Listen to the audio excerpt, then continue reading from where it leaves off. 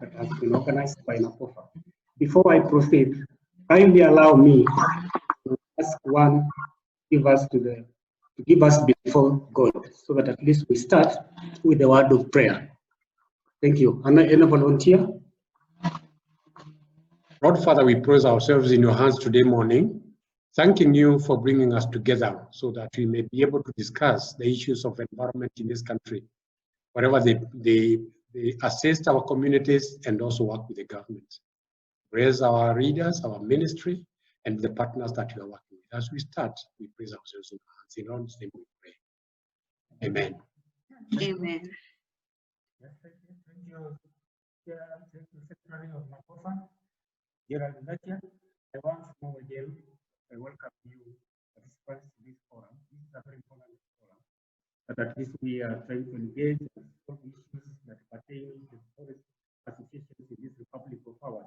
There are so many issues on the ground that pertain to the issues of formation and issues of work on the community forest associations. Today we have been given an ample time to discuss, comment, and give views. You are open to give your views, and there is no gameplay here that at least one is blaming the other. No, we need to come up with the drafts that is going to help us to ensure that we conserve our forests sustainably. That is the key issue that we as Nacofa, we are trying to address these issues of conservation. It is a one-way, it is a win-win process that at least the Kenya Forest Service, in conjunction with the National Alliance of Community Forest Services, to come up with the right procedures on how to run our forests. And with communities on the ground, you have to ensure that at least whatever has been put on the ground is the issue that is going to help both the the Kenya Forest Service and the CFS in this Republic of ours. Because I don't have much to say, mine is just welcome you here to this webinar that has been held by Nacofa. To be free, give your views, and then finally we shall come up with the way forward that is going to move us with our environment, which is going to be used sustainably. Thank you. May I return this to our moderator, Madam Caroline. Thank you. Thank you, Mr. Wandera, the National Chairman Nacofa. We look forward to presenting our views and welcoming everyone. Feel free to engage, and you can use the chat platform down there. There is a link, there is a place called chat to post your comments, to post your views and your suggestions. So in this time, this moment, we'll welcome Mr. Ngatia, who is the National Secretary in Nacofa, to give his presentation and also to set the ground for this webinar. Thank you, Mr. Karibu sana, Mr. Ngatia. Okay, thanks, Carol. I think you can share the presentation and we can go on. I can see Akina Violet Matiro. Violet, how are you? Thanks a lot for coming. Yeah, I'm fine. Thank you. Thank you for Thanks a hosting lot. this. Can see Yoshino there and many others who have come on board. Thanks a lot for being together with us today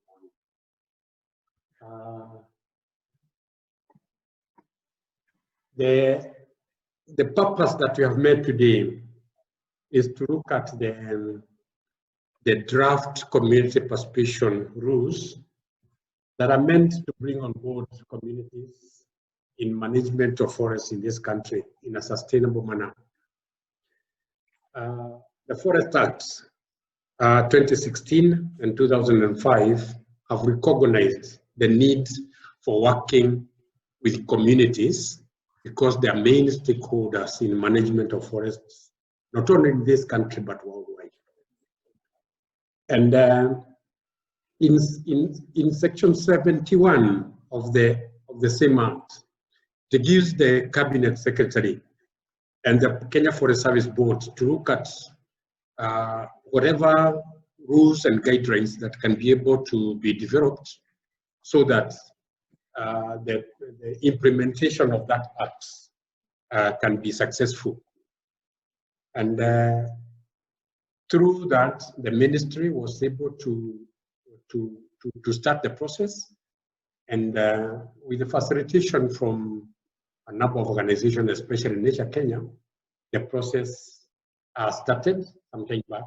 And now we already have a draft, which the ministry have requested everybody who has an interest to put his comments or her comments, and so that we may come up with a very good draft, with a very good rules that will assist in management of forests in this country. And as you can see in that, I don't know whether everybody can see that shared presentation. The forest community participation in sustainable management rules. The background of it is that community participation did not just start yesterday. Participatory forest management has been tried over the years. You can see the first one was tried in 1987 back up the coast, whereby communities there try to come together and see whether they can be able to manage forests in a better way. But in 2005, the Forest Act came on board with very good chapters on creation of forests, community forest associations, and also in engulfing communities for participation in this country. The enactment of the Forest Act 2016 and the new constitution necessitated changing most of the things that were happening at that time, and now that's why we have now also to look at the community participation in sustainable management rules in this country. Yeah, that's what we have said. The legal notice, that is Forest Act 2016. Now we are now looking at the sections. Section 71 of Forest Act 2016 have got various rules and guidelines, which the cabinet secretary can be able to enact so that the act is well implemented. Is the issues of benefit sharing, and many other rules are coming on board. When we looked at the most needed and urgent rules that needs to be formulated, we thought that community participation is crucial. And through KEFRI, Kenya Forest Service, Nature Kenya, Nacofa, and some few CFAs, we start together, and the guidelines, these guidelines started being formulated. We go ahead. The online draft, the draft that we have now, have got, I think, 8 chapters or 9 chapters. The first one is the citation, application, that is the application of the rules, the interpretation of the rules, and the objective. The main objective of these rules is to provide a purpose for circumstances under which communities may be able to participate and in forest management sustainably in this country. And it also gives an option whereby both county government and national government can be able to use these rules. The part 2 talks about community participation, whereby community apply for participation in forest management. That is, community forest association may apply to Kenya Forest Service for participation in management of forests. The chief conservator of forests may reject an application but give reasons for why he has rejected. Then the rights and responsibility of submission of that application. It also gives how to enter. The CFA can enter into a management agreement with the chief conservator of forests, and the same can be agreed on or improved or rejected. Part 3 talks about the development of the forest management plans, whereby communities and the KFS may come together and develop a PFMP. And Part 4 talks about management agreements, whereby the KFS and CFS can enter into management agreements. Then Part 5 of it talks about forest level management committees, whereby each forest station is supposed to have a forest management committees and the modalities on how they will be formulated. Then Part 6 talks about community representation in forest conservation boards and the FCC. That is forest representation of communities, because that's a part of giving communities opportunities to have a say in management of forests in this country. And then you have Part 7, it talks about incentives. How do communities benefit from whatever they are doing in management of forests in this country? Assignment of rights, because when you enter into an agreement, at times you might not be able to implement the project that you anticipated, and be able to, you might enter into an agreement with another organization to implement those rights. And that is covered in Part 7. Part 8 is general provisions, whereby we have various documents, attachments, and forms that that will be able to guide if someone is applying, if the chief conservator is applying to you, if you want to communicate in any way between one another. There are good combination of forms and attachments that each one has got to use, can be able to use. The last part are just changes and the contents of the act. I hope and pray that everybody on board has been able to read these rules and the regulations, and perhaps many of us have been able to attend various forums where it was discussed. And I think we have, each one of us have got just an inch of what is happening that we shall be able to contribute successfully. Back to you, Carol, not unless there is an urgent question or comment that we can work on. I have one question. Okay. Yeah, I have one question. Is that okay? That's yeah, okay. My question is, okay, but my question is, the reason why you're holding this webinar after the deadline for making submissions, is there a reason? Is there a reason? If maybe you could discuss that, the timelines. Oh, okay. I think the closure of the submissions was on 17th, but as communities, we requested the ministry to humbly allow, especially Nacofa, being a community organization, we could not be able to go around and meet all communities, our partners, because of the issues of COVID. Yes, a few meetings were held on board, but we could not be able to go around, and also the expenses.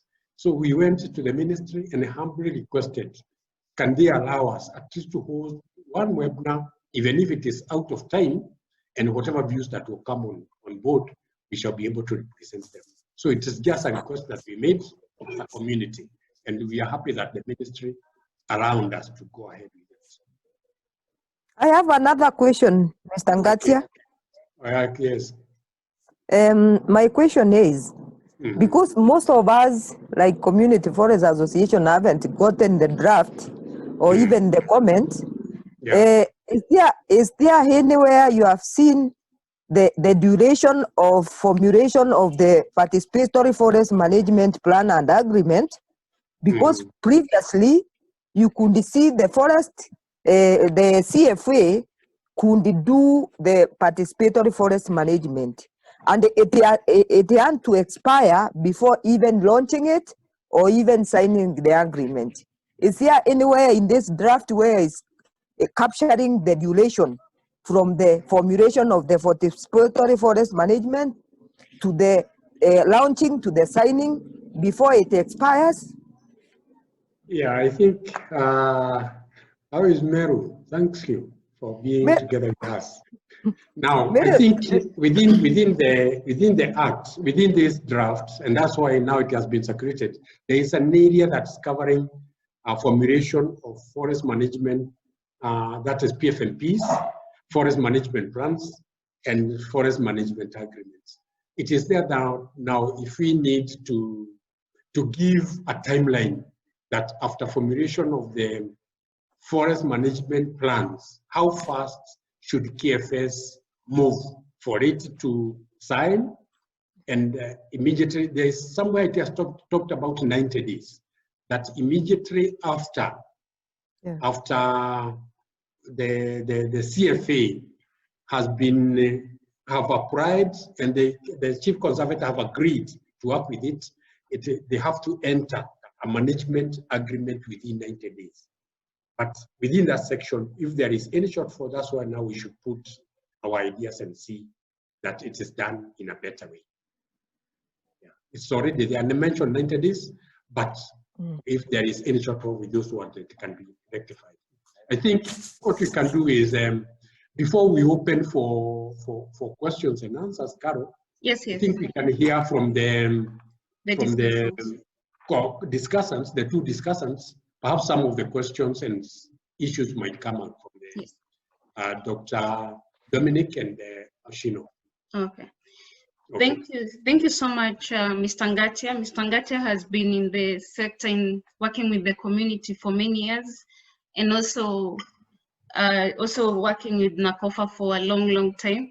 So thank you so much for the presentation and the brief giving us a brief about the rules.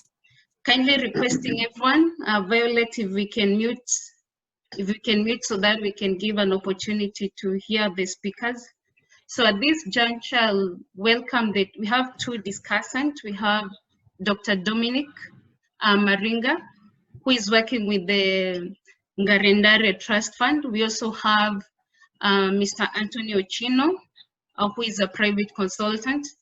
They will be discussing further about these rules, checking whether they are aligning to what the community needs, are they inclusive to the needs of the community, and also checking whether there are some missing gaps, like what our friend from Meru have just alluded to. Are there some missing gaps that the team needs to add on? Are there some things that need to be included?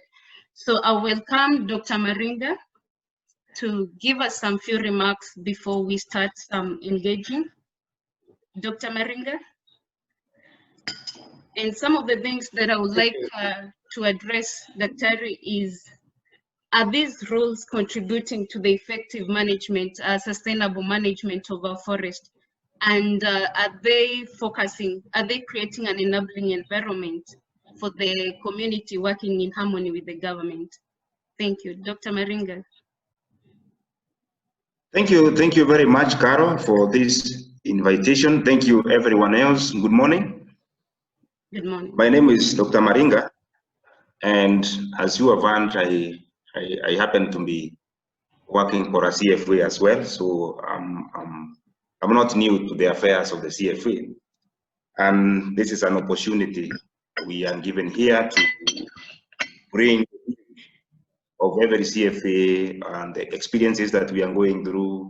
And now that we have an opportunity to review the forest rule, our input will be very crucial, because we will be setting on for the next 5 or so years using the rules that will be reviewed. Therefore, it is very important that we scrutinize the rules. I'm sorry for those people who got the draft quite late.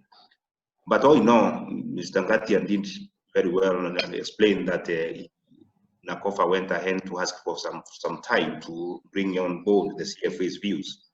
Therefore, to me, I think the draft is okay. It's very, very well. Apart from a few areas here and there which we have now, today we have an opportunity to bring our views on. And I'm glad that we have very experienced guys on board, people like Nangatia, like Chino, and a number, and everyone else. We are all here for the interest of our forests and for the interest of our communities, and actually the conservation and protection in general. And therefore, for us as CFAs is to partner with every other player to ensure that our natural inheritance is sustainable for today and more so for tomorrow. Well, as I said before, the draft points, and I hope I'm very audible to the majority of you people. The draft is actually good, according to me, because it's all looking futuristic for each and every CFA and other and our partners, and more so the players in the forest sector. We as CFAs, we just need to bring about a few feelings that we have on it so that it can enhance our participation. It can enhance the rules and regulations that we as CFAs are bound to adhere to as we utilize the resources. Therefore, looking at it carefully, I think many of the areas are quite okay, according to me. I could point to the area of benefit sharing as my first point. The draft talks about mechanism of funding mechanism, especially 8.3, the section 8.3. The act should capture very clearly. It appears quite a little bit vague on funding mechanism. It should come out very clearly, the mechanism of devolving the benefits accrued from forestry sector. Because in the constitution, the 2020 constitution of Kenya, there's somewhere that is well stipulated that the minister, the government shall enhance, shall set mechanism of devolving benefits accrued to the lowest user. And in forest sector, the lowest user, we all understand, is the forest user groups that are the communities, actually. Therefore, this act has an opportunity today to set up properly all are these mechanisms enshrined in the main constitution of Kenya, and set the ball rolling so that each time we review Forest Act, it doesn't appear shandled, it doesn't appear vague, such that people will not be questioning how come our mother sector doesn't recognize what are these benefits. Many of these CFAs, they have no one who compensates them for the work they do, and actually we all recognize that they do. The last 20 years or 15 years they have been in existence, have really assisted in the forestry sector. So this has been left out in many times. The draft is reviewed, and it is actually enshrined in the constitution very clearly. So this is the best opportunity to bring out these mechanisms so that they can get understood by the lowest user as enshrined by them. So I think 4.1K should not tie the issue of regulatory framework to benefit sharing, such that it says regulations before maybe that can be accrued to mean that there will be regulations before benefit sharing starts trickling down. It should be a standalone point. That's 4.1K. It should appear in the policy statement on how the service shall place this mechanism. That's one area I pointed out. Two, the CFAs should be, we all know that the CFAs are entities formed on the ground by the users themselves with one or two views. First, to utilize the forest sustainably, no any other, to benefit from the resource that is neighboring them. So they are registered as independent entities. It is the view of most of the CFAs, if I'm not wrong, to remain independent without much of the interference or some kind of regulations that are not really going to kind of ground the activities of the CFAs such that they are no longer independent to perform their activities, or else they become centers of conflict when a lot of interferences come in. What I mean is the CFA should be able to conduct their affairs free from any interference, either from the service or the county governments. For the CFAs that will be formed alongside local government, the county government forest, the act should recognize that the CFAs are independent entities formed with the view to sustainably use the forest resource as they support the service or any other player in managing the forest. Therefore, they should be self-regulating. What I envisage in this act. There should be clarity in their ability to self-regulate, to form structures as maybe enshrined by the registrar societies, to probably make their own democratic processes, maybe elections. You know, the current situation is not seen very clearly as seen in point 2.79. Those points should be that clarity, the independence, the watchdog role of the CFA should be manifested very clearly, provided that their activities are in conformity with the Forest Act, provided that their activities are not detrimental to the overall vision and mission of the forest sector, then they should be left to play their independent roles in conjunction with other stakeholders, in guidance from the policy, from the service who provides the policy, and other supportive roles independently.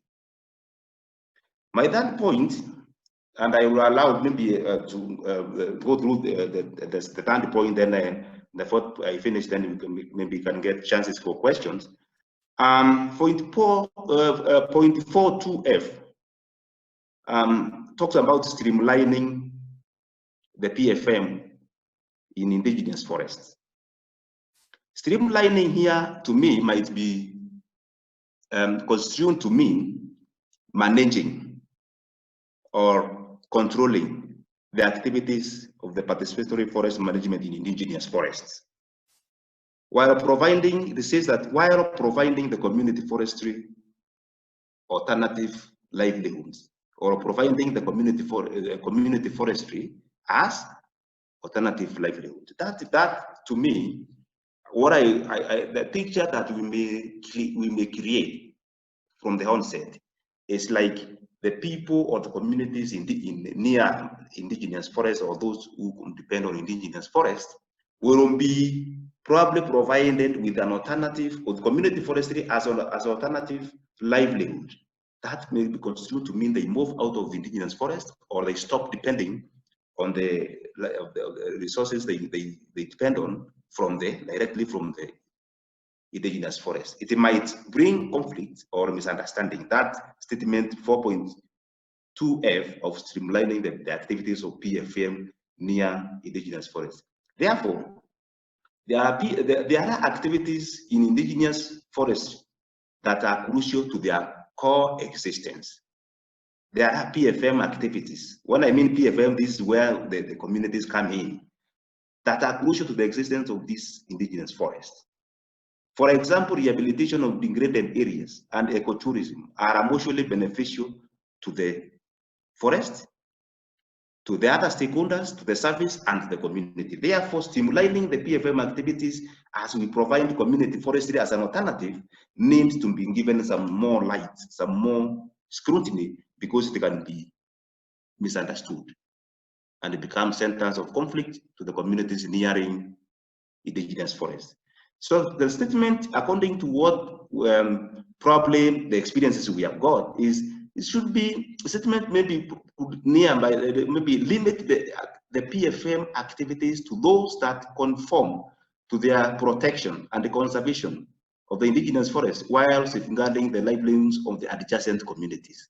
Could have that kind of, if it is brought to kind of near there, by raising awareness of these communities, you know, building their capacity to understand the indigenous forests and their, you know, their roles, could be a bit better than providing them other alternatives that they have been depending on for ages. The other point is, I thought should be coming very clearly out of this act, and this is an opportunity to do that, is the recognition of payment for ecosystem services, which is a very crucial entity in the current conservation and the sustainable management of forests. Ecosystem services that we draw, the communities draw from the forest, are varied. They are diverse, and therefore giving back to those forests, even the community should be clearly brought the capacity to understand what are these ecosystem services. So it is upon us and this act today, especially point 6.1 and point 3.2 of the draft, to recognize the role of PES, but it doesn't recognize, state the role of CFAs in PES, that is payment for ecosystem services. Effectively, it should cover ecosystem services as an issue to promote in sustainable forest management. So the act should include building capacity and the awareness of CFAs to recognize and install mechanisms of payment for ecosystem services. And this should be well captured in the policy objective 3.2. Going forward, the other point, especially point 4.2b, it talks about strict protection measures of indigenous forest should state clearly the issue of goats and other browsers in the forest, because that point only talks about, for example, 3.2 talks about fires as the biggest or the more manifestation of threats to the indigenous forest. In this draft is talking about fires, but experience has taught us that most of the other biggest threat to the indigenous forest is browsers, and it has never come very clearly the issue, especially of goats in indigenous forests. This is not only going to affect people's livelihood, therefore their capacity needs to be built enough to understand, but it affects the wider perspective. It affects the wider communities, because the more these indigenous forests are degraded, the less they become productive for the wider community utilization. Therefore, the issue of goats should come very clearly. I know this can be manifested in various management plans that they will follow. It depends on every CFA, but these are the biggest, should be recognized in the act, and the NOIOs are the biggest integrators of indigenous forest. Therefore, Caro and Banagatia, those are my key points I wanted to bring forward about the CFAs, especially building capacity and support and the benefit sharing. The issue of the CFAs, strengthening the CFA's capacity, needs also to be coming out very clearly, especially in point 279, especially where the networking of the CFAs need to be strengthened, especially the national networks, especially the Nacofa. How is the act stipulating how it is going to support the voice, build the capacity of the CFAs in the national perspective, facilitating their ways, their operations. It is my view that the CFAs, as we talk about their capacity building, as support about talk about their being properly enshrined and well manifested in this act, in this draft. Their capacity is key. It's key. Their voice is key. The national voice is key, and their way of participation and the control. In many cases, you'll find that what we say about the democratic processes of a CFA, we all understand how they form themselves from the ground, how they regulate themselves from the ground. That's why I'm mentioning here that their self-regulatory role should be well stipulated and protected in the act, such that we don't have probably ham twisting a CFA or any partner coming in and probably trying to if I know I'm a human being and I find that I'm working probably here near a forest and a CFA with me, and it's not very well clear their role, I might even come and start creating conflict in those purporting to control their activities, purporting to control their elections, putting together different CFAs that hear my voice or that are ready to sing my songs. Therefore, the independence, the self-regulatory nature of the CFAs is supposed to be clearly manifested in this draft before it goes to become full and other laws, so that they can be linked to other laws properly. And this is the only opportunity that we have. And therefore, as well as the benefit sharing mechanism. Let me stop it there, Carol, and we'll maybe open the ground for any questions, or if you feel that we discuss more with other discussants, then we come later for questions and answers. Fair and good. Thank you very much. Thanks, Dr. Thank you so much, Dr. You've raised some key points about the issue of benefit sharing being well enshrined in the document, in the rules, the issue of communities being a self-regulatory, playing their roles without in an independent manner, and also the issue of bringing up the PES mechanism and awareness creation and building and supporting the capacity of the CFAs. This needs to come out clearly in the rules. So to all participants and all the audience, I kindly request you to post your comments in the chat area. We'll have a plenary session after the two discussants have finished. So Professor Karanja, kindly let's first finish with the last discussant, and then we'll engage all the audience after. You can raise your question at the chat platform, and then we'll be able to engage further. So Karibu, Mr. Ochino, you can give your comments and your contribution towards the rules. Okay, thank you, Caroline, and thank you, Gerald, and everybody else in the discussion on these important rules and regulations for community participation in sustainable forest management.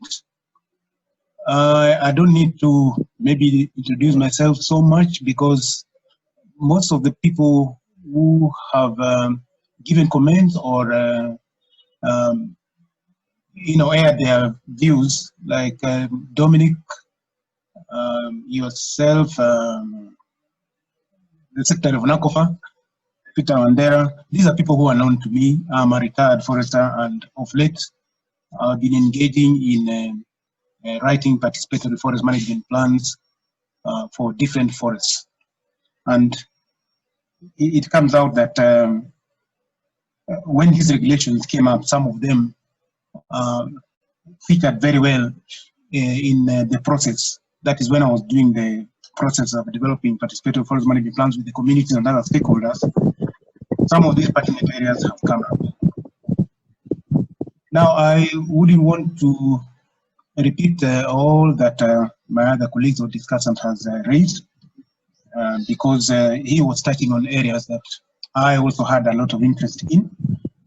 But that notwithstanding, I would straight away like to go to my comments that I raised, or I have raised, regarding these rules. Gerald took us through the rules this morning, and this is the way that they have been presented, or they have been written by the minister himself. And I would straight away go to the area of part 1, the preliminary application. In a nutshell, to me,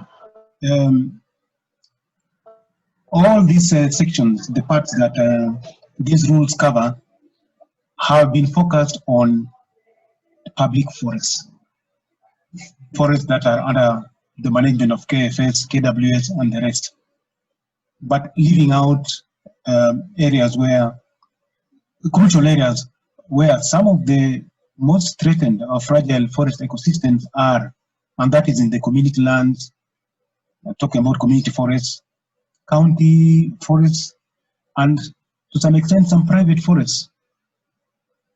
So in my view, these rules should apply to all these categories of forests, because our interest is to conserve all these forests for what they are worth, their biodiversity integrity and all that.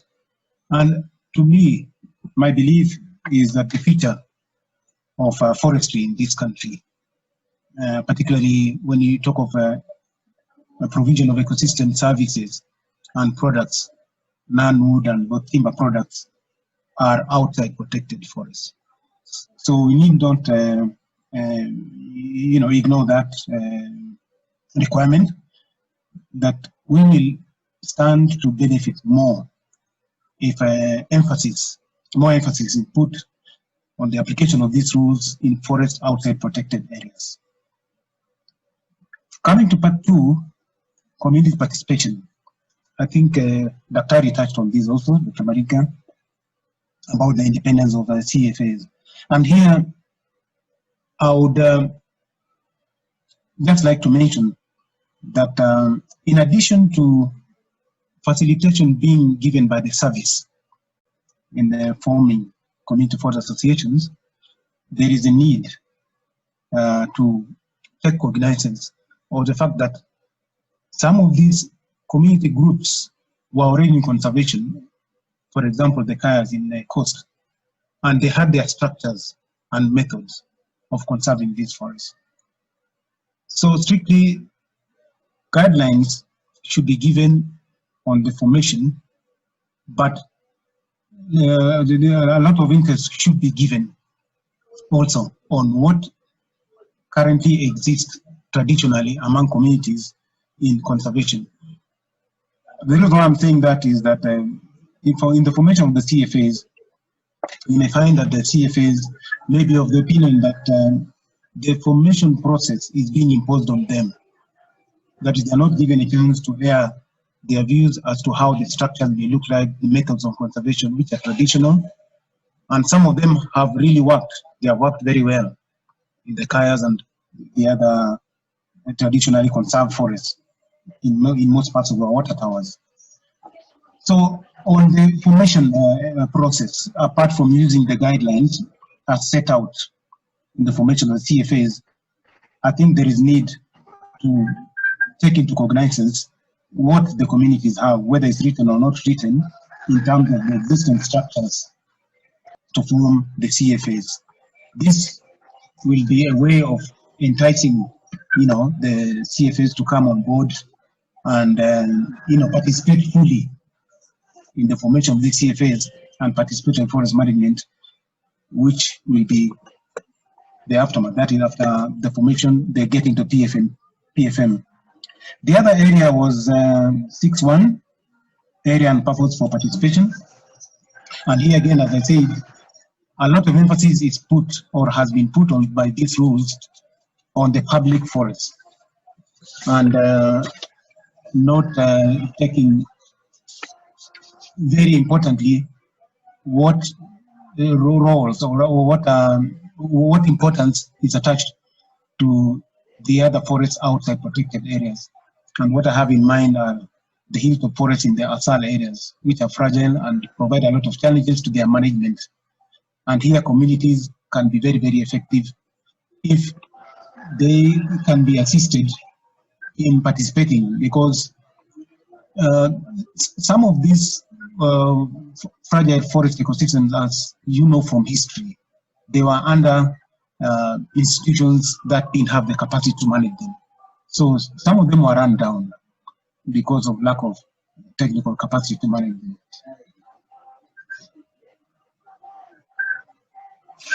Then the assessment of this is 10.1 and 2, potential user rights.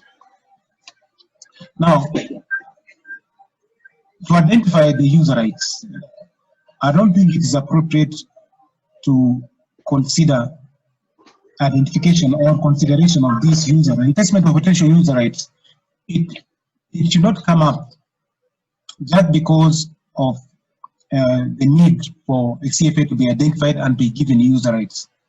What I mean is, this assessment should be a continuous process. The Forest Association, in conjunction with the service, should establish a management information database, which will integrate findings from field appraisals and socioeconomic surveys in forest planning and making decisions. So that it being a continuous exercise, when it comes to identifying what user rights you refer to that database and pick up what may be feasible and leave out what may not be feasible. So it should be an exercise which should be continuous and not to be done on a regular basis when the need arises to identify the user rights. Part 3, development of participative forest management plans. All the way from 16.1 up to 16.7. My views is that, again, participative forest management plans have concentrated in the public forests mainly, and not all of them, because I believe there are some stations up to now, forest stations, which lack participative forest management plans. And in addition, a point that was brought up by Dorothy, that there are some of these plans that have been prepared, and throughout the 5 terms, when they're supposed to be implemented, nothing has happened. Some of them have been reviewed without even being implemented. So all these provisions or requirements in the rules and regulations from 1 to 7 should focus on KFS, the service, not only concentrating on public forests, but even if maybe qualified persons may want to assist communities to prepare participative forest management plans, especially outside protected areas, they'll have a right, the right of way to apply to the respective county governments or even private forest owners so that they can support the process of developing participative forest management plans. Because this should be seen as an exercise which is ongoing for the interest of conserving forests holistically, but not selectively, because piecemeal development of participative forest management plans and the implementation is not really positively contributing to conservation. You would see, on the other hand, that it is rather contributing to degradation. If this is allowed, or if this is incorporated in the rules, that the development of participative forest management plan should also focus more on forests outside protected areas, that is the public forest, then before implementation, these plans will have to be reviewed, revised, and approved by the competent authority, and that is the Kenya Forest Service. On to part 4, community forest management agreements. And I think Dr. also touched on this, that before, within the 90 days of recognition, but before forest associations come up with draft, negotiate, and signing of forest management agreements, there is a need for a comprehensive capacity building to the CFAs or forest associations, so that the representatives of the forest associations will understand what they are signing or what they are entering into through the CFA, through the FMA, that's the Forest Management Agreements. In a lot of cases, you will find forest management agreements being signed by representatives of communities without really knowing what they are signing. And one of the areas of capacity building before the signing, negotiations, or even drafting of this forest management agreement should be in the area of benefit sharing. This should come out very clearly, because we have a Benefit Sharing Act of 2016, which clearly stipulates its scope and what communities are entitled to, the county governments and county forests are entitled to, and the service also is entitled. So there should be a need to build their capacity so that they will understand what the forest management agreements are, to entice their participation, or rather to encourage them to participate in forest management through these agreements. incentives for community participation also highlighted in these rules and regulations. In my opinion, the rules ought to come out very clearly what these incentives should be. Really, when we talk of commercializing activities in the forest, in my opinion, forest activities in the forest should not be seen to be acquiring a commercial nature, because we are talking about balancing conservation and livelihoods. So much as the agreed or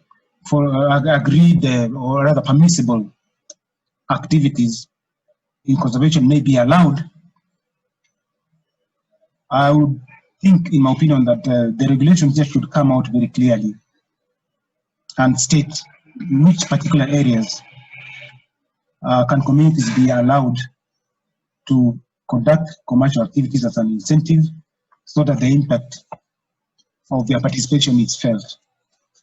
Examples I have in Embu here, where I stay, in a forest such as Duquesne, I think there were arrangements that were made between the service, Kenya Forest Service, and the CFA to access thinnings, prunings, and I believe this has happened in other places. Daktari also mentioned about the payment for ecosystem services, which is also applicable here at Duquesne. So there should be, I mean, the regulation should come out clearly which areas of commercialization where communities will be allowed to participate. And of course, taking cognizance of the fact that participation means not just commercializing and running down the forest, but balancing conservation together with the livelihood needs of the participating communities. Lastly, on other areas of the other areas of allowing communities to form the CFA associations at county levels, I believe there are some counties that are already in the process of already done registration of their county CFAs, which will in turn subscribe to Nacofa, the National Community Forest Association. This should be encouraged, and Nacofa should be supported to be able to support formation of these county CFAs, because actually decisions made in participating forest management should be able to trickle down to the grassroots where the communities are participating, especially in the fragile forest areas in themselves. And that can only be possible if the formation of community forest associations at county levels is fast-tracked and supported by Nacofa. I don't think I have more to add. These were some of the points that I've been able to pinpoint or rather pick up from the rules and regulations. And just going back to what I had mentioned when I started, is that I think the rules are more in favor of what should transpire in public forests and leaving out the rest of the other forests, which are crucial and very important for the conservation of natural resources in this country. So that's all I have to mention for now. Thank you so much, Mr. Chino. Those are key points that you've raised, especially regarding the more emphasis to be put on the community forest, especially those outside the government forest. We also have the county forests, which are also the same as the community forest. So also the PFMPs need to be aligned towards the community forest, and this needs to come out clearly in the rules. So thank you so much. At this juncture, thank you to all our discussants and also Mr. Ngatia. We like to open up the plenary to the audience, and we'll use two platforms. There is the chat platform, and also there is the option down there where you can raise your hand so that you can have a question either to Dr. Maringa or Mr. Ochino or even Mr. Ngatia regarding the rules. So thank you for all those who are putting up your comments in the chat box. And also we'll now open up the forum. I don't know whether we'll have someone raising their hand. There's the option of raising your hand down there. You can raise your hand and ask. So we'll start with Mr. Richard Nguya. Mr. Richard Nguya, karibu. First, you introduce yourself and also which organization of the CFA that you're from and the question you're asking the specific discussant. Okay, thank you so much, Madam Caro. I'm Richard Nguya, the FSK chairman, North chapter. Yeah, thank you so much for the presenters. They presented, they've made very good presentations on this, but I will wish to state as follows, because one of the concerns is that we may have these documents, but then, like the regulations, but then implementation becomes a problem. And there is a concern from one of the members that maybe the FMA may be signed or the CFA may kind of apply to manage a certain forest, but then it may take some time to be allowed to sign the FMAs. And even in the cases where FMAs have been signed, implementation becomes a problem. You find PFMPs, their time kind of passes without even implementation of the same. So I was thinking if we could have a place in the regulations whereby in such a case there should be some kind of reparation, maybe to the CFA or to the service in cases whereby it is the CFA who have missed to maybe implement some views, some of the what is required of them, then there should be some reparation, and likewise to KFS. Then another thing that is very much important, that is, it means that the rule of law must be followed in all this. Another thing as pertains the issue that Mr. Ochino brought about on the traditional setups that you have, he mentioned, like for instance, the kayaks, that this one should be involved, should have been included in the regulations. I think as much as we may have a standard way or guideline of forming the CFAs, we can still just maintain these traditional setups, but now as kind of ad hoc committees, something like that, to ensure that the way the communities had been doing their programs, they can still do them, but when we have the overall CFA, at least we need to have some kind of standards. So I think this does not drive away the communities, their setups that we have on the ground. So, and I agree with Dr. Dominic on the independence of CFAs. Once we say that the survey should be involved in this, I think we are creating some kind of gray areas. And lastly, I must say that the regulations, as we had said earlier, it must be in consonance, it must be consistent with the Principal Act, which is the Forest Conservation and Management Act. So anything that we are trying to put in place, the regulations must be in tandem to the provisions of FCMA. So anything, and even the people will be doing this, they need to look at it. Is there anything that is inconsistent with the FCMA? Then it should be removed. Thank you so much. Thank you, Mr. Nguya, for those valid points. Thank you for the comments that are coming up. Thank you for the comments that are also coming up in the chat box. Mr. Ochino and Dr. Maringa, we'll pick some few other questions and then you'll respond to them. Some of the comments, one of them is from Charles. He's talking about the incentives, about the formation of the Forest Community Trust Fund, which is saying it's very essential, but there should be clear policy which should be actualized for this to function. And I think this is what Dr. Maringa also highlighted, and also Mr. Ochino. There's also something about, Kimeli has highlighted about the formation of the FMA.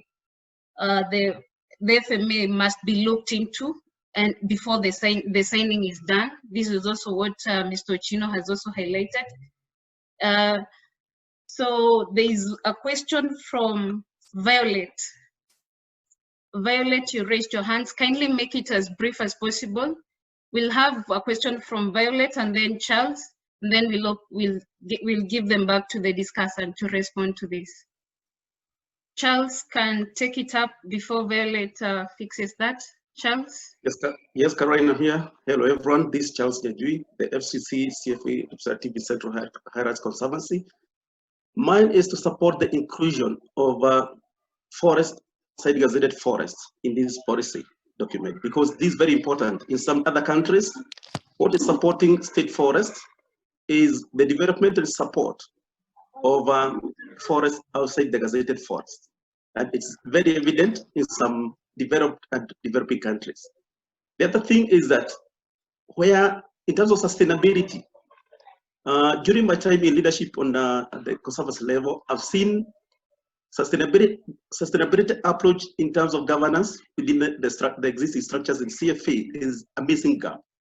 And youth inclusion is really a challenge. And also the inclusion of both gender in terms of determining how fast or how effective does a CFA become able to implement their programs. So this will be very key. And despite that, the CFAs are very dependent bodies, but can we have a cross or a line saying or providing how does this policy or the draft document screen out the functionality of systems within the CFA governance systems? Thank you. Thank you. Those are key points that need to be, some gaps that need to be added into the rules. I know Mr. Ngati, you've also noted that. Before Chino and Dr. Maringa respond, Violet, I don't know whether you're ready, or we have Mr. Wandeto. Wamukoya, sorry, George Wamukoya. Hello? Okay, thank you, Violet, you can respond. Okay, no, mine is really just to contribute to the ongoing discussions. I'm a member of the Dogoto CFA, which is very near Karen. So some of the things I've seen with the rules which apply to our forest is that there definitely needs to be a very clear clarification of the definitions of the different types of forests, because the management varies. It's very different. So the gazetted forest versus a non-gazetted forest, and then you need to have a clear role for counties and also private people, which is not coming out clearly in the rules. Another issue is there needs to be a very different management structure for plantation forest versus indigenous forest, especially because of the issues of pellis in the plantation forest, and then the issue of what Mr. Chino was saying about the cuttings, the trimmings, the things that are given, the benefits and the resources that are harvested from plantation forest versus indigenous forests, which also have, like in our case, we are tapping water from the indigenous section of the forest. So it is providing water to the surrounding community. So the types of resources within these two different categories of forests are so distinctive, and that needs to be defined. Another issue that really needs to come out clearly is this definition of the community, especially because they are saying the community will also restrict other people from accessing the forest. They'll be able to restrict access, and this is Kenya, so we need to be a bit cognizant of the dangers of this, of some communities restricting others based on ethnicity and other non-forest issue, but which play a big role in our society. So I think that issue of the community being able to restrict access needs to be relooked at and clarified. Its role in the management of forest is not very clear. So it needs to be looked at, and also the dangers of that. The other issue is these rights that are given to the community, and then these rights are transferred to private entities. We have had a case where in our Dogoto forest, actually the Kenya Forest Service has signed out a special use license to a non-member of the community after just talking to one or two members in the management of the CFA. they knew, and it was a lease for 15 acres for 25 years to come and do an eco-lodge. And this is to an individual who was not even a member of the community, but because they're able to just talk to the chairman, give him something small, and he had already even shown them the section that they could use for the eco-lodge. So those are some of the issues we need to discuss as a reality in this country. The issue of the institutional capacities of these CFAs and the governance. You have CFAs who the same chairman of the CFA has been since the CFA existed. That is a major issue that needs to be looked at.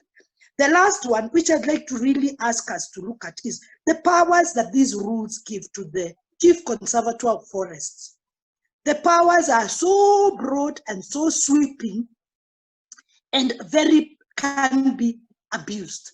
The CCF is the one who will reject or approve management plans. The CCF is the one who will reject or approve the transfer of these rights. The CCF can just decide if they are not, their heart is not in the right place. They can cause a lot of damage. And we have examples where we have made requests to the Kenya Forest Service for easement to construct a structure which would have assisted the community. It was a toilet, a biogas toilet within the forest, so that the community could use the forest in terms of a farmer's market. And our request was accepted at the technical level, but when it came to the board level or the CCF level, it was rejected. And up to today, we have never been told why why our request was rejected, whether it was something we could adjust so that we could reapply. So the ability, the danger of the CCF abusing these rights is too given the kind of rights. My last issue is, who is really behind the passing of these rules? Because I think we have also to recognize the role of donors, Western governments, in terms of especially looking at our indigenous forests and the kinds of medicinal plants, because we have like Pfizer from France, which is targeting Marsabit forest for herbal remedies that they know are there, which are very valuable, especially during this COVID time where everybody's looking to Africa. How did Africa manage not to have such high rates? So we also need to look at these rules vis-a-vis the role of the international interest in our forests, one way or another, whether we like it or not. This interest is there. How can we protect communities from being exploited by these kinds of interests? Those are just some of the things I've highlighted, which build upon what Mr. Ochina and Dr. Mariga have talked about, and based on our experiences as the Thogoto CFA, and also my experiences moving around the country, talking to different CFAs, especially Kiambu County CFAs. Thank you very much. Thank you, Violet. Key points and key comments that you've raised there. So at this juncture, I'll give Dr. Maringa to just respond to some of the comments that have come up. And yes, Dr. Maringa, karibu. Some of them are comments, others are inclusion to the rules, and also some are questions. So Dr. Maringa. Thank you very much, and I'm really excited by the lady Violet who had just ended our presentation, which are quite pertinent issues that we come across in our CFA activities all over. And thank you, Violet, for that, and thank you, Mr. Guya. Probably I just go back a little bit to where Mr. Ochino left. It's a point about PFM expiring before implementation time starts.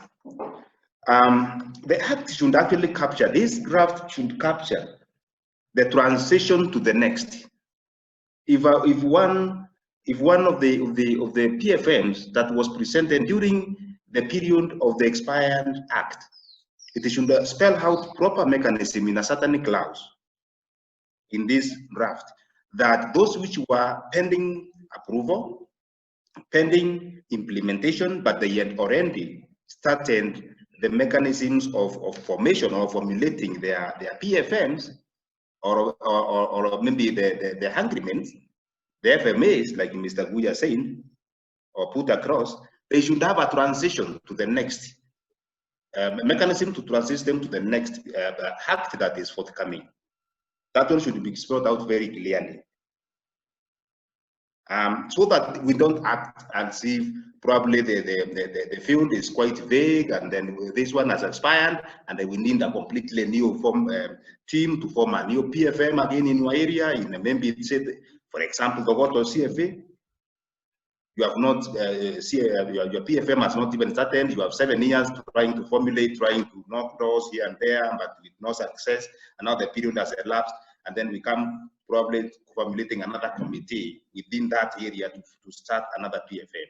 So my presentation here is that this draft should have a clause, and Mr. Ngati and the chairman, please have somewhere where there is a transition to the next act that might be foreseen. My other point that was raised by Violet once again is a community coming in to be bestowed the role of restricting non-forest users to access the resource. That one is at all under, like Violet was putting it. It will be a kind of an agent to create centers of conflict within those CFAs. CFAs are communities, and these communities are related, and the resource that they use are related. They are common across the board. They could vary here and there depending on the livelihoods of each of the CFA of the community. We have seen in times of droughts, there's a totally different community that doesn't belong to the CFA, but has a totally different livelihood, coming towards the region of the CFA to access the forest, to access the resources in the forest, for example, for grazing. And therefore asking the CFA that is existing next there to put off these migratory communities or any person accessing the resource is actually giving him the role that does not belong to him, and therefore the act in a certain area or certain clause, the act should come out very clearly that that role should be bestowed to other stakeholders for the harmonious functioning of this act, for the harmonious and sustainable utilization of the forest resource. Let communities not be the askaris to play the role of restricting other people interested to access forests. Let them only play their role of co-partnering together with the service or any other partner to sustainably utilize the forest resources to promote the forest sector and not to be the askaris to protect it. Another point I came across from the discussion is the powers of the CCF have also come out for scrutiny.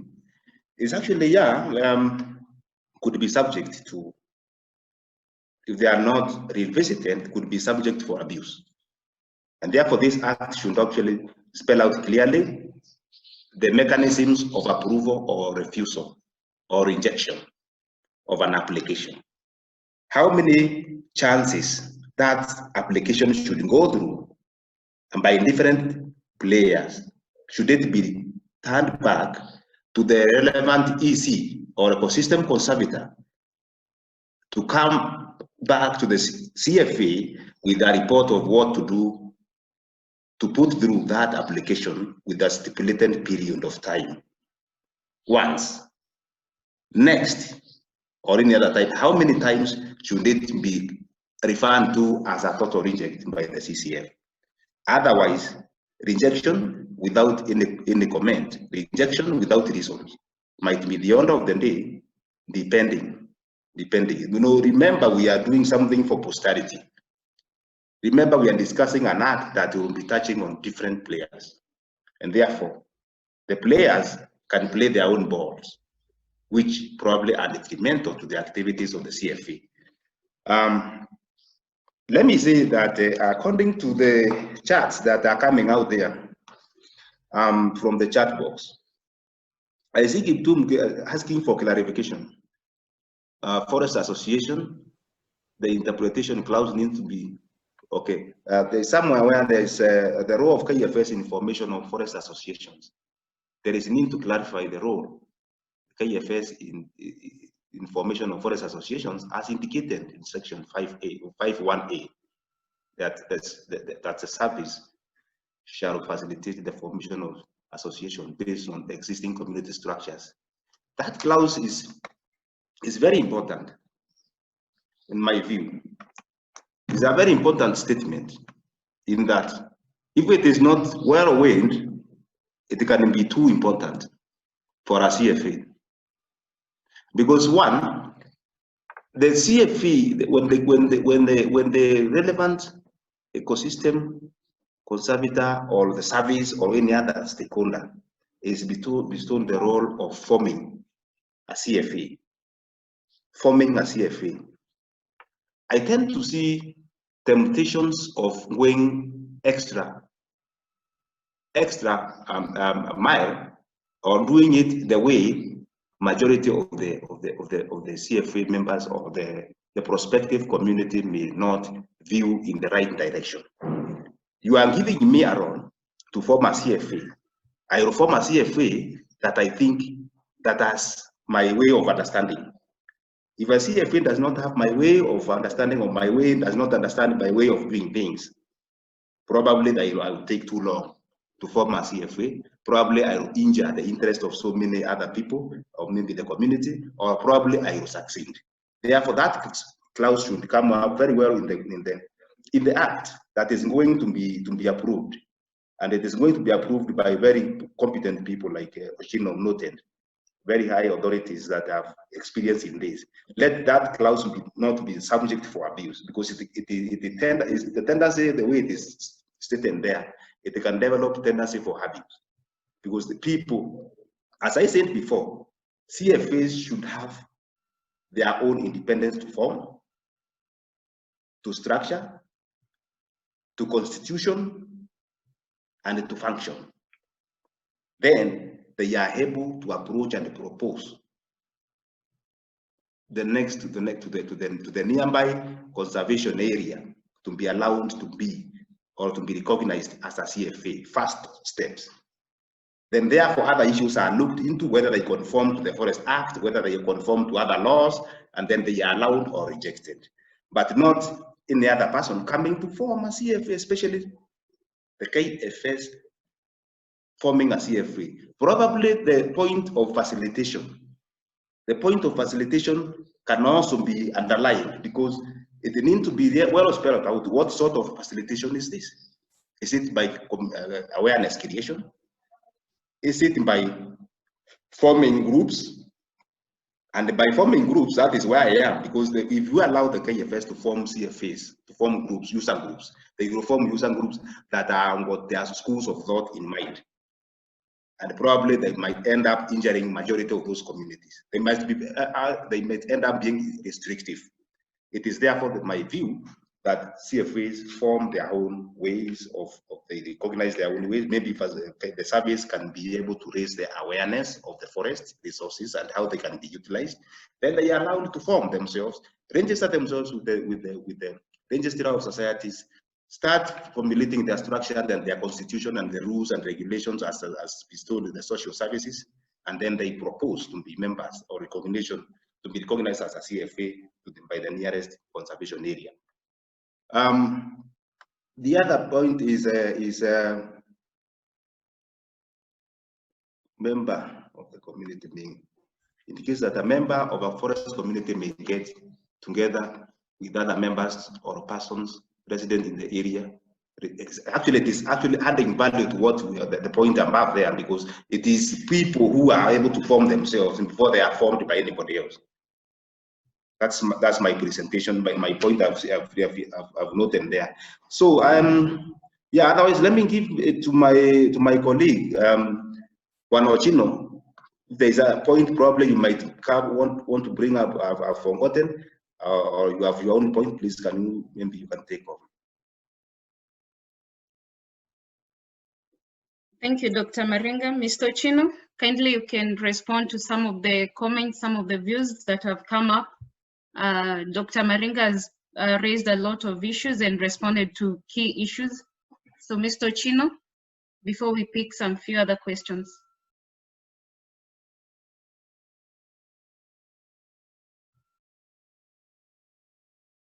Mr. Chino? Perhaps, Carol, before, as Mr. Oshino arranges himself, I can just say that the issue of the independence of CFAs has come out very, very clearly. Sure. And as it is in the Forest Act at Section 48 talks about communities coming together. And many of those communities come together as user groups because of the interest they have in certain forests. So when a forest and does not know the cultural standing of that community, he might bring in chiefs, he brings in county commissioners, he brings to form his own CFAs. And that was wrong, a lot of conflicts. The other issue perhaps is what is coming out so often of the user rights. And it came out that sometimes we have forest management agreements, PFMPs, and you would find that whatever you have identified within the PFMPs and the FMAs is not being implemented and might go to another person, as Barrett said. But I think it is important within this rule to say that when a community enters into a management agreement with the service, then that management agreement should be viewed as an authority, such that no other person can be accorded those rights and signing by other partners, because it might be abused by other people. There is also the issue that came out of Vichant Guyo on cultural, recognizing indigenous knowledge and cultural practices. These are very important because, as we said, even formation of CFAs is based on that. Because we are coming to the ground, depending on the culture, how people have been living, the groups that they've given previously before the law came in place, so that they can be registered at a general shape, register of societies, and then they come on board with the KFS.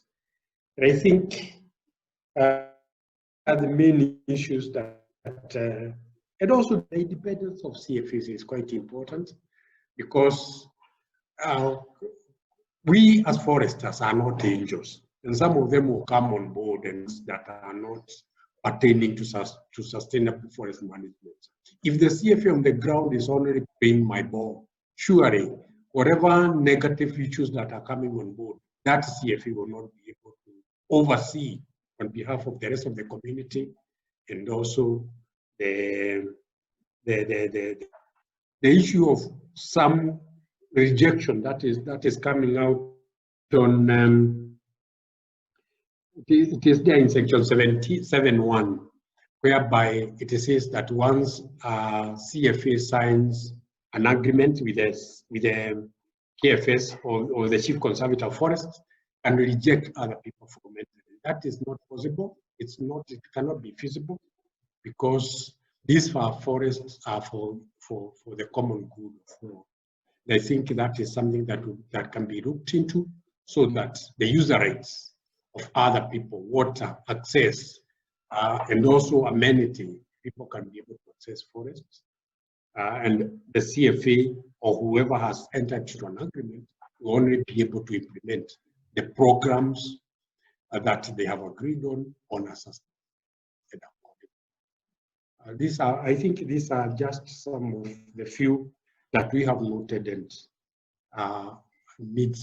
that we thought that needed some comment. Back to you, Carol. Okay, thank you so much, Mr. Ngatia, for responding to that. In addition to that, I've seen comments from Google CFA, and also the same is alluded by Nitoere about community land, whereby a portion of the land is given to individuals without informing engaging the community. CFA says accessing of information on forest management, especially leasing of forest portion, where there is already PFMP and FMAs ongoing, that the CFA is not involved. Such information, I think, should be well put in the rules and should be clear in the rules. So we'll give Joshua Mukoya. We'll have three or so questions where as we finalize this discussion. Joshua Mukoya, kindly. Yeah, thanks very much. Thanks, colleagues, for very enlightening discussions. I think I'll come back. I'll go back to the roots, which is the law, because I'm a lawyer. One is that I want to request that Dr. Maringa realizes that the regulations are not the act. So what you are discussing are the regulations, not the act. The principal act is already there, and the regulations must be in conformity with the principal act. And number two, the regulations cannot overrule the principal act. And primarily what I want to emphasize is this, because I've had many people requesting for definitions and the rest. Those definitions are already in the act. If they are not in the act, it will be problematic to introduce them in the regulations, especially if they may appear to be overriding the philosophy underpinning the law. In law, we call them ultra vires. They will be beyond the authority of the law. Number two, I think the issues that have been raised in respect to the public forests, community forests, and private forests is critical. If I read carefully the law as currently, CFAs are founded on Section 48 of the Act, which is public forest. And so most of what we've been discussing would fall into that category. And under there are clearly defined, listed user rights.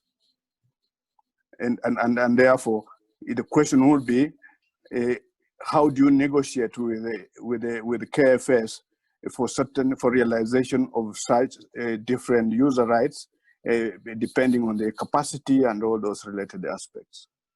And let me allay this fear that so anything which implies that a KFS can and should be involved in the formation of CFS, that will be ultra vires to the Act. The Act Section 48 is very clear that the CFA is formed independently by communities. It is registered under the Societies Act, and is upon that now it goes to or approaches the KFS for that. So any insinuation, whatever form, whether it's facilitation or whatever, that will be ultra vires to the Act and is null and void ab initio.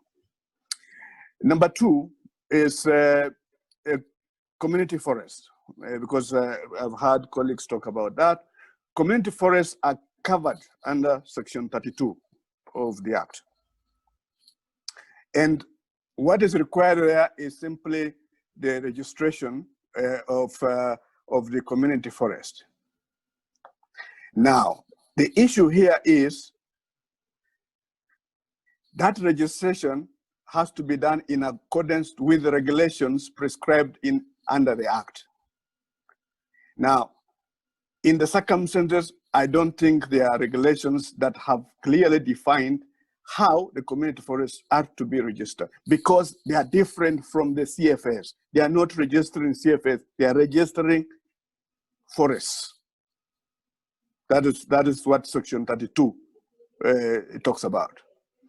Then Section 33 is the one that deals with the private forests. And therefore, any regulations must take into account the provisions of Section 33 insofar as it relates to a private forest. So in summary, what I'm simply saying is this, that one,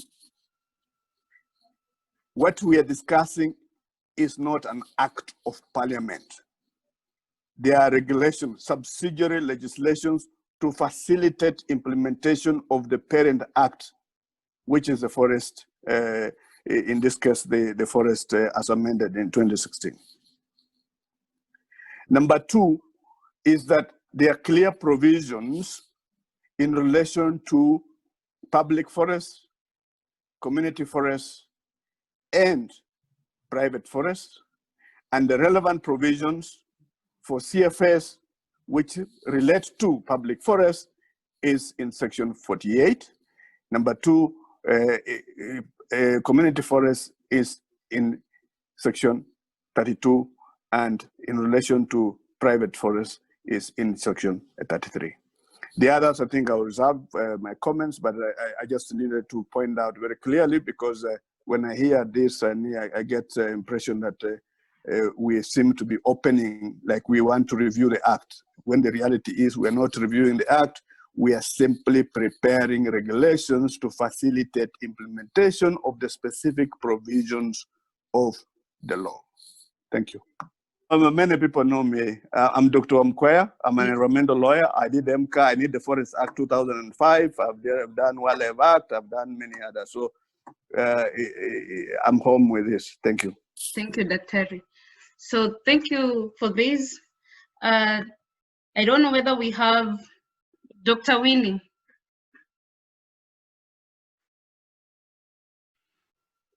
Hello? Hello, yes, Dr. Winnie. Yes.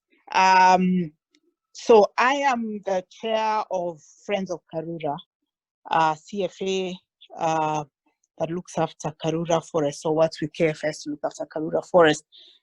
And actually, I'm very glad that George Wamukoya, a friend of many years, has spoken before me, because my greatest concern with these rules is that they seem to somehow overstep the act itself. They seem to over-legislate.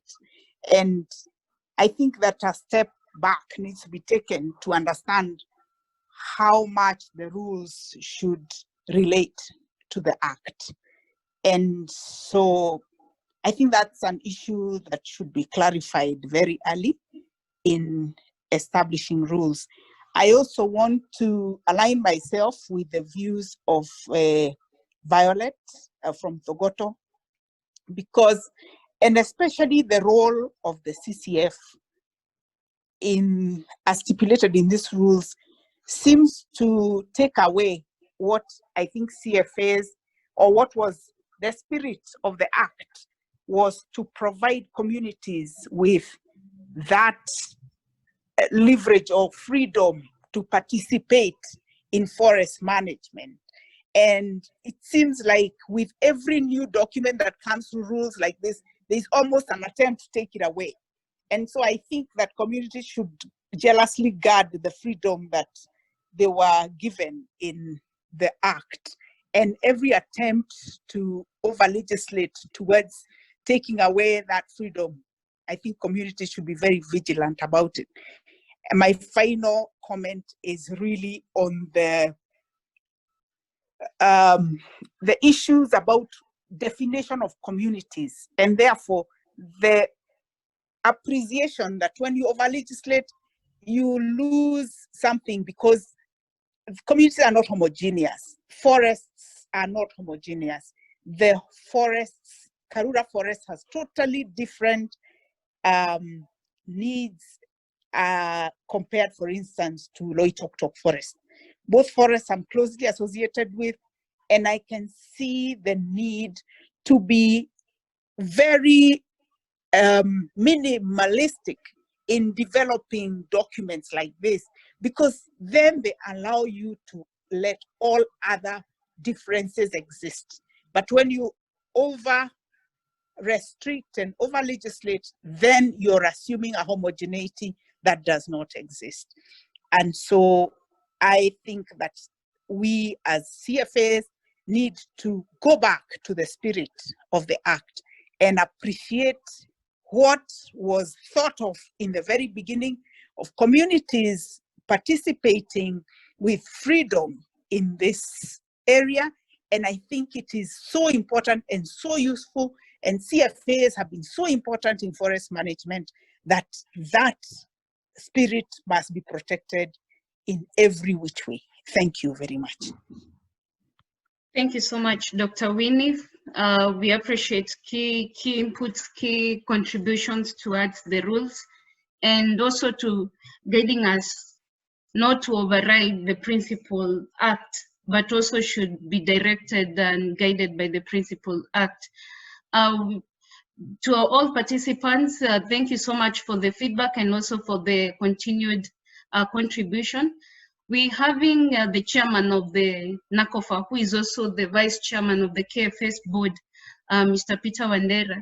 I don't know whether you have any comments. A number of issues have been raised towards the community, the CFA is working in harmony with the government and with KFS.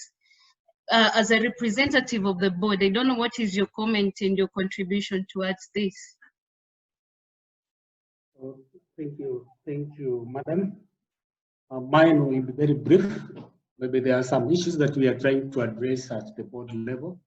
And may I just appreciate the views that have been presented in this particular forum. I'm very happy, in fact, I'm the happiest person in this forum because some of the issues that were raised here are enlightening me, and wherever I sit, I will also have some issues that I can share with the other board members. First and foremost, this one I just wanted to say over the issue of PFMP. In fact, it is very critical to me because this is where the start of the CFS connects to the Kenya Forest Service. Without the PFMP, there is no that connection. So I would like these issues of PFMP to come very much clear on this. There is these issues of formation. You see, in order to develop a PFMP, it is a cost.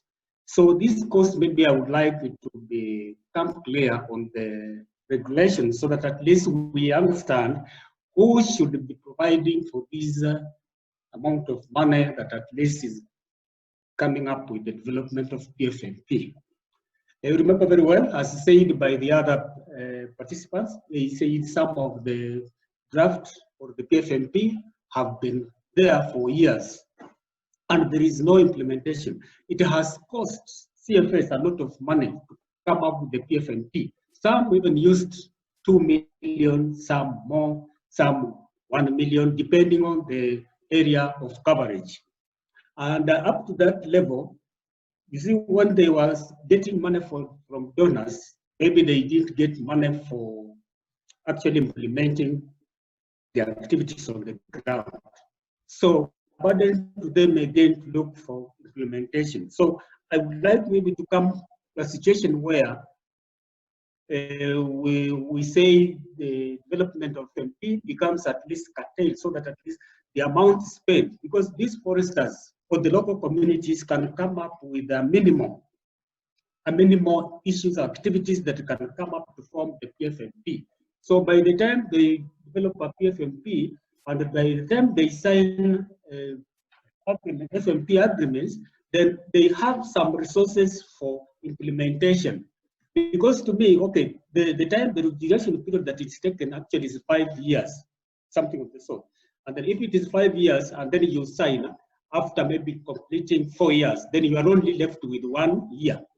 So 1 year and you don't have money for implementation, that means it will expire without doing anything. Then you come up again looking for review. Now you review on something that you have never even undertaken. So it is an issue. So in these actually guidelines, we should need, as the other presenters have said, it has to come clear on how maybe the dates or so, or the time limit on the issue of coming up with the PFMP and the participatory forest agreement, how it will be signed, so that at least by the time you do review, you review some activities that at least you have handled. You don't review something that you have even not started doing it. So what are you reviewing? So I think at that level, there is a time of bringing here, but as we need to come up with the minimum so that if we can address it at the Kenya Forest Service at a lower. When it comes to the issue of reviewing also, it has to be reviewed at station level, not people coming from Karura to go down there to do review. Because the review can only be done by even a forest manager on the station or even the EC, because there are people on the ground. So you only review on something that you at least you sign. And if you feel that you have not addressed this issue or there is some challenge here, to ensure that now you come up with other different activities to look into this thing. So to me, I would be very happy when we clear the issue of PFMP, because without a PFMP, there is no connection with the Kenya Forest Service, because using the PFMP and that agreement. And now when you talk of the issue of the realignment, as just the lawyer has said, I have sentiments. And I think now from today, I'm also a lawyer. So I'll also be talking so that at least it becomes effective outline, or we see that at least the communities, the CFS, are working in good relationship with the Kenya Forest Service. Because when the CFS were brought on board, they were not brought on board, and the Kenya Forest Service is not an enemy to communities. We align all these issues. There are some of the issues that I will be moving at CFA, different forest stations, and then we discuss, we talk, so that at least we become brothers and sisters, to ensure that at least we conserve our environment sustainably. I know there are some CFS that at least PFMP, so come and outline them here. When I come to where you are, I will be free, we talk, we agree, you signed for this, why are you bringing this one again on board on something that you didn't sign? And I won't, like, maybe I won't defend this here on the, maybe on some senators who are saying that he is given a lot of powers. I think there are some issues that at least he has to handle. Only that you outline them and then you regulate. You see, when you regulate these issues, you will not find by other participants here. He's our son, he's our brother, and he understands these forest issues. So it is something that you just come on the table and talk and then say this is what we like to be done. And then being regulated, I'm sure we are in the right direction. Thank you, Madam. That is maybe what I can say for now. Thank you so much. Thank you so much, Mr. Wandera, for that inclusive contribution. We are coming up to the end of this forum. We thank you to all participants. Thank you to the audience for the interactive discussions. We'll be sharing the recording of this forum and also the summary that our team from Nacofa has been noting. So kindly you can put up your email address under the chat box, which will be shared. As we finalize, we'll give Mr. Ngatia an opportunity to just highlight some of the key things. This submission will be submitted to the ministry for inclusion to the rules. And also, you know, on a later date, maybe next year, there'll be a review of the Forest Act and some of the issues that have been raised, I know, together with the Nacofa team and all the partners. Some of these key issues will also be raised during the review of the Forest Act. So, Mr. Ngatia, kindly give some highlights as you give the vote of thanks to the participants. Also put up your email address. We'll be sharing the summary and also the recording. Thank you so much. Okay, I would say thanks a lot for participants. Dr. Omkoya is one of my mentors. I think we have met many times and worked, and I've Karanja there. And I want Mr. Bidhi down there. So Bidhi, thanks for coming. Caroline, thanks a lot. And friends of Karura, I think you people have done very good things and marvelous things. And I've seen Dorothy from Meru and the things they are doing there to preserve those forests. And everybody who have come on board. We are grateful.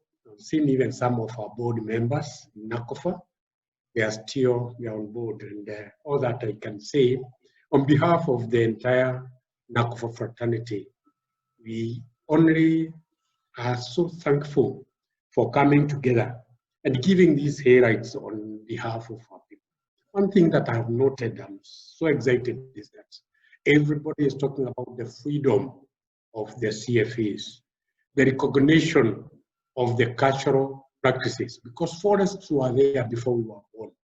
And people are harvesting honey, people are harvesting water, people are doing cultural things like grazing. How do we control all that? How do we bring those communities together, recognizing CFAs that can work the CCF? Perhaps those is looking at that law. Dr. Mkoya has also advised us that we are not reviewing a law, but you are working within a base law.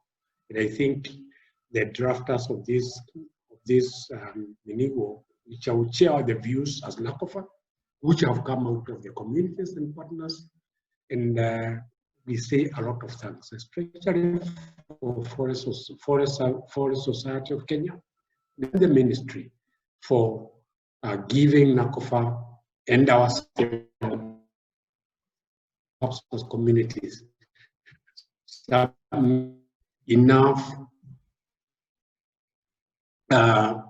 enough funds to do what we are doing today, and even going to the ground and meeting these people. The only thing we can do is thanking everybody. The views, we can assure you what have been raised, have been recorded. I've written all of them with one of our young lady here called Mary Mararo. She has been on the pen throughout, taking those notes. And I think before we finish, within the next few days, you have reached the minister. Sitting with here from Meru, and it was Zipporah Matumbi, who have grown in the forest for many years. And I think those views will be able to reach the right place. So thanks a lot, everybody. And with Carol, I know we shall be able to develop a good report that out of what you have said. So back to you, Carol. Thanks a lot, everybody. Thank you. Thank you so much also to our discussant, Dr. Maringa, and also Mr. Ochino, and also to you, Mr. Ngati, and also to the chairman, Mr. Wandera. We also thank you to the team that has been drafting these rules, including we have team from KFS, team from the ministry, from Carefree, among other stakeholders. Thank you so much. It was a great honor. Continue putting up your email address. We'll be sharing the summary of these and the submission that will be submitted to the ministry together with the recording. The moderator was Caroline Wanjiko, who is the Executive Officer of the Forestry Society of Kenya. Asanteni sana. Thank you. Thank you. Carol. Thanks, Carol. Thanks, Carol. Thanks, everybody. Asante. Thank you. Thanks Thank all you. of you. Bye. Bye. Bye. Thanks. Bye. Bye. Thank you, Carol. Yeah, thank you very much. Thank you. Thanks, Violet. Thanks, Mr. Hi, Ngatia. everyone. Thanks. Thank you. Thank you. Thank you. Let's be communicating. Yeah, thank you, Violet.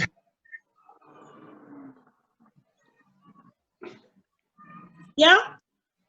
Chairman Wandera. Yeah. Yes, Dorothy, thanks. Thank you for inviting me. It was a very productive meeting. Mr. Gatia, how Yeah. is everything? Thank you. Thank you. Thank you so much. Thanks a lot.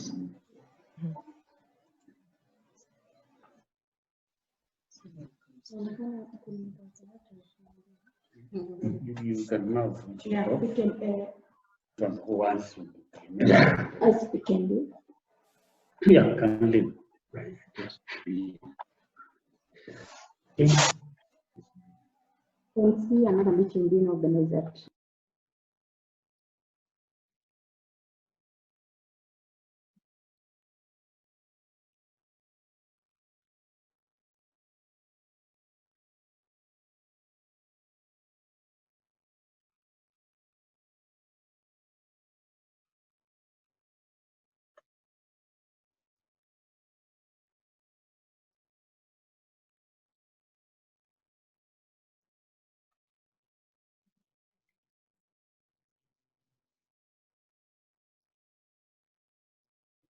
Mr. Ngatia?